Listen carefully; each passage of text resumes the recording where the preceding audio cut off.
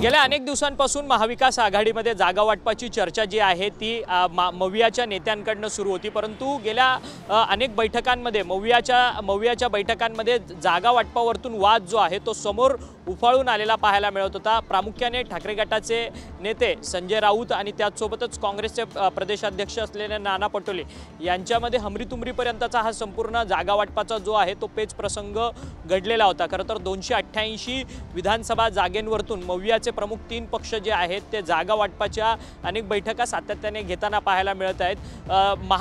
2019ला आघाडी म्हणून राष्ट्रवादी काँग्रेस आणि काँग्रेस अशी आघाडी निवडणुकीत उतरलेली होती, तर युती म्हणून शिवसेना आणि भाजपची खरं तर 2019च्या विधानसभेमध्ये युती होती। परंतु आता 2024चं संपूर्ण विधानसभेच्या निवडणुकीचं चित्र पाहिलं गेलं तर मविया म्हणून 3 पक्ष प्रामुख्याने या संपूर्ण निवडणुकीमध्ये आपल्याला पाहायला मिळतात। राष्ट्रवादी काँग्रेस, शरदचंद्र पवार पक्ष आणि त्याचसोबतच काँग्रेस आणि त्याचसोबतच शिवसेना उद्धव बाळासाहेब ठाकरे या 3 पक्ष जे आहेत ते आता मवियामध्ये एकत्रितपणे आहे। त्यामुळे 288 जागांचं जागा वाटप होत असताना या तिन्ही पक्षांमध्ये मोठ्या प्रमाणामध्ये वादविवाद जे आहेत ते गेल्या अनेक दिवसांपासून आपल्याला पाहायला मिळत होते। खरं तर विदर्भातल्या जागांवरतून प्रामुख्याने वाद जो आहे तो रंगलेला होता। विदर्भातल्या जवळपास 62 जागा आहेत, त्या जागांवरतून प्रामुख्याने काँग्रेसने आपली दावेदारी जी आहे ती सर्वाधिक जागांवरती ठेवलेली, परंतु ठाकरे गटाचा दावा होता की विदर्भातल्या 62 जागांपैकी काही जागा आमच्या पदरात पडाव्या, परंतु काँग्रेसने त्या गोष्टीला जो आहे तो सातत्याने विरोध केलेला होता। आणि त्याचसोबतच राष्ट्रवादी काँग्रेस, शरदचंद्र पवार यांच्या पक्षाची देखील विदर्भातल्या अनेक जागांवरती मागणी होती, परंतु काँग्रेस विदर्भातल्या सर्वाधिक जागा आपल्या पदरात पाडून घेण्याच्या दृष्टिकोनातून जागा वाटपामध्ये चर्चा करत होतं। कारण की विदर्भामध्ये काँग्रेसची यंदा लाट आहे। ज्या पद्धतीने लोकसभा निवडणुकीमध्ये विदर्भातल्या जवळपास 5 लोकसभेच्या जागा ज्या आहेत त्या काँग्रेसने निवडून आणलेल्या आहेत, त्यामुळे यंदाचं गणित जे आहे विधानसभेतलं विदर्भातलं ते काँग्रेसला पूरक असं आहे।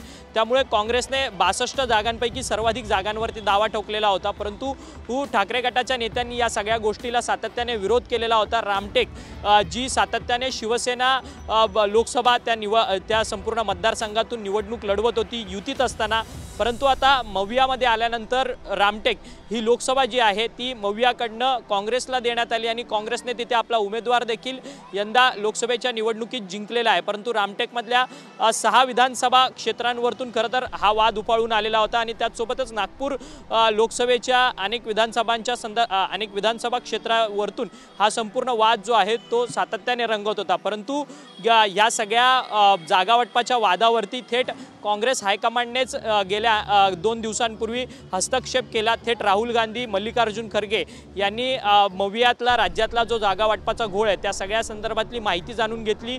या जागा वाटपाच्या घोळामध्ये शरद पवारांची अत्यंत महत्त्वाची भूमिका होती, कारण की शरद पवार हे सातत्याने दूरध्वनीवरतून राहुल गांधी आणि त्याचसोबतच उद्धव ठाकरे यांच्या संपर्कात होते। ज्यावेळेस 3 दिवसांपूर्वी हा संपूर्ण जागा वाटपाची जी चर्चा झाली त्या चर्चेमध्ये संपूर्ण घोळ जो आहे तो झालेला होता। त्या घोळीच्या नंतर संजय राऊत असतील, आदित्य ठाकरे असतील, अनिल देसाई असतील, हे ठाकरे गटाचे महत्त्वाचे नेते मंडळी जे आहेत ते शरद पवारांच्या भेटीला YB चव्हाण सेंटर येथे आलेले होते आणि काहीतरी एक वेगळा विचार या संपूर्ण मवियामध्ये सुरू आहे का हा देखील प्रश्नचिन्ह निर्माण होत होता। कारण की आजपासून अर्थात आज 22 तारीख आहे, आज नॉमिनेशन फाईल करण्याची आजपासून तारीख आहे आणि तरी देखील मवियाची लिस्ट जी आहे ती जाहीर होत नव्हती। त्यामुळे मवियामध्ये राष्ट्रवादी काँग्रेस, शरदचंद्र पवार आणि ठाकरे पक्ष हा वेगळी निवडणूक लढण्याच्या भूमिकेत आहेत का अशी चिन्ह जी आहे ती निर्माण झालेली होती। परंतु शरद पवारांनी पुन्हा एकदा भीष्माचार्याच्या भूमिकेत येऊन संपूर्ण मविया जे आहे ते टिकवण्याचा त्यांनी पुरेपूर प्रयत्न केला आणि आता आज 22 तारीख आहे आणि आता अंतिम मवियाची बैठक जी आहे ती हॉटेल ग्रँड हयातमध्ये होताना पाहायला मिळत आहेत। आणि ग्रँड हयातच्या बैठकीमध्ये सध्या जयंत पाटील असतील, अनिल देशमुख असतील, वर्षा गायकवाड असतील, त्यासोबतच बाळासाहेब थोरात असतील, ज्या बाळासाहेब थोरातांना काँग्रेस हायकमांडने जागा वाटपाच्या संपूर्ण बैठकीमध्ये चर्चेमध्ये समन्वयक म्हणून आता त्यांची नेमणूक केलेली आहे। कारण की बाळासाहेब थोरात हे शांत आणि मृदू स्वभावाचे आहेत, संयमी नेतृत्व आहे, त्यामुळे त्यांना जागा वाटपाच्या संपूर्ण चर्चेमध्ये महत्त्वाचं स्थान आता काँग्रेस हायकमांडने दिलेलं आहे। कारण की ते ज्यावेळेस चर्चेमध्ये येतील तर जागा वाटपाच्या चर्चेला जातील तर वादविवाद जे आहेत ते कमी होतील। त्यामुळे बाळासाहेब थोरात यांची नेमणूक जी आहे ती समन्वयकपदी केलेली आहे। त्यामुळे बाळासाहेब थोरात देखील आता ग्रँड हयात या हॉटेलमध्ये मवियाची जी अंतिम बैठक होते जागा वाटपाच्या संदर्भातली, त्या बैठकीमध्ये देखील सामील झालेले आहेत। त्याचसोबतच मुंबईच्या मवियाच्या जागा वाटपाची चर्चा करणारे जे वेगळे नेते आहेत मुंबई स्तरामधले, ते देखील नेते मंडळी जे आहेत ते सध्या हॉटेल ग्रँड हयातमध्ये पोहोचलेले आहेत।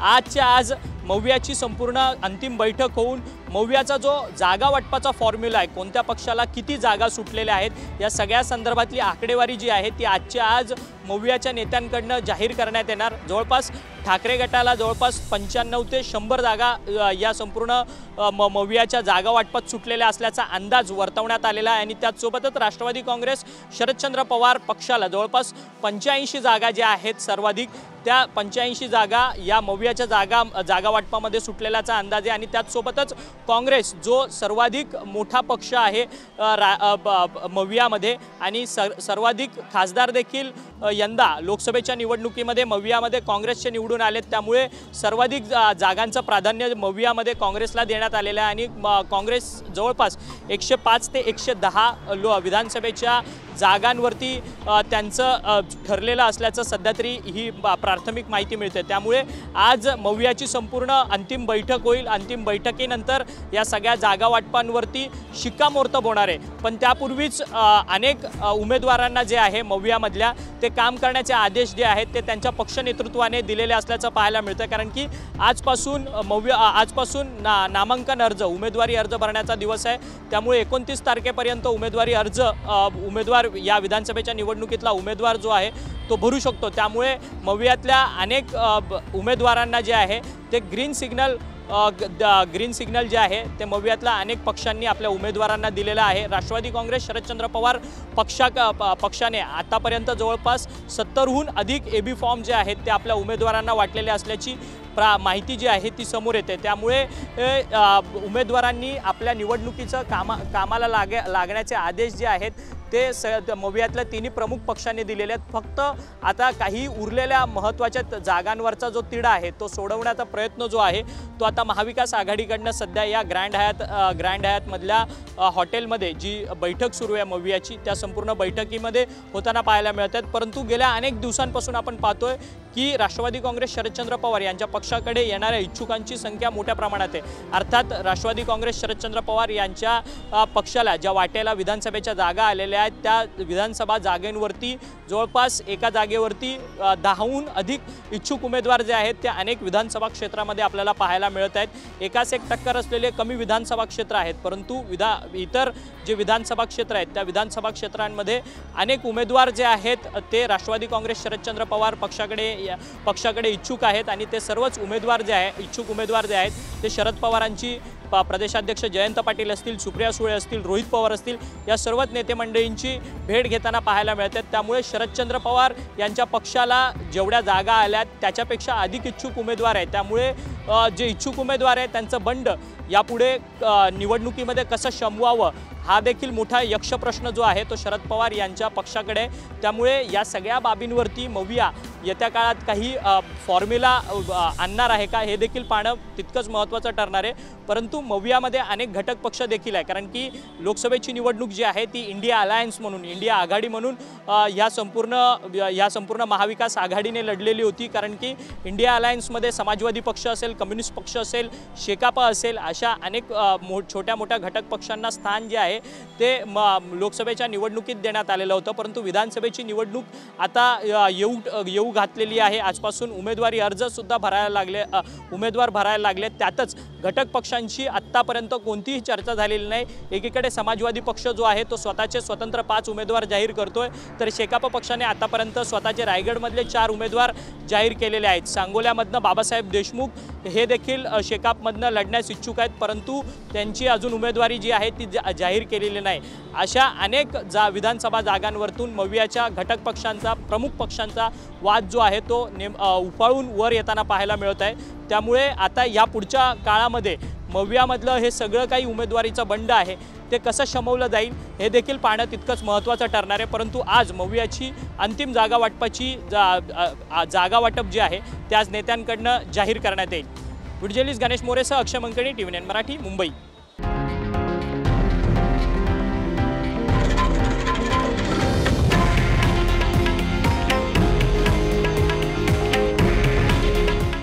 आहे देशातील नंबर 1 न्यूज नेटवर्क आणि आपण पाहत आहात TV9 मराठी।